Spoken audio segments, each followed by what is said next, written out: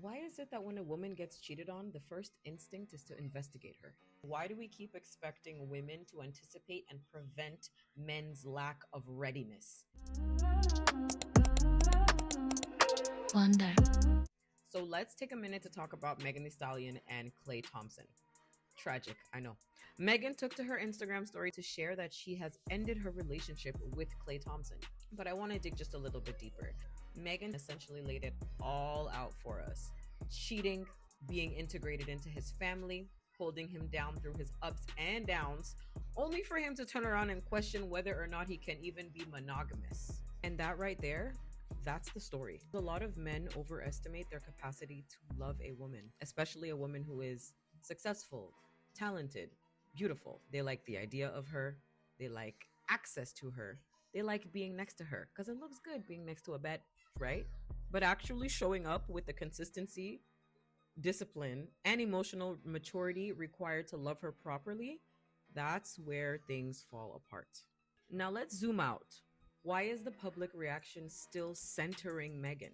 Did she ignore the red flags? Was she doing too much? Should she have known better? Meanwhile, the behavior itself, cheating, future faking, emotional inconsistency, gets softened and ignored, basically. We're more comfortable believing a woman made a mistake than accepting that she just trusted the wrong person. And then there's the emotional layer. People aren't just reacting to Megan as a celebrity, they're reacting to her story. This is someone who's been open about loss, about grief, about wanting stability and a family.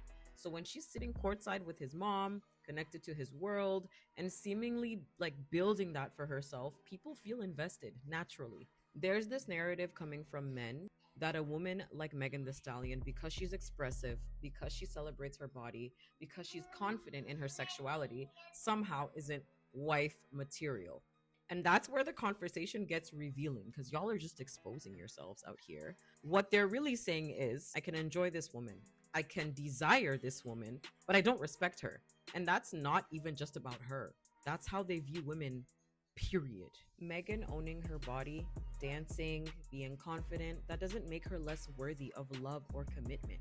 If anything, it exposes a disconnect because a lot of people still struggle with the idea that a woman can be both fully self expressed and deserving of deep, respectful love.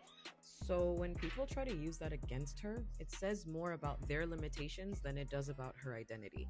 Now, personally, I don't think every aspect of a relationship needs to live on social media. Some things are sacred. But what we're not going to do is shame her for loving him. Loving someone deeply is not a flaw, and women aren't picking wrong. A lot of the time, they're being misled. And here's the reality: you can love someone deeply, show up fully, and still be met with inconsistency. And that doesn't make you foolish. It just means the other person wasn't prepared for you.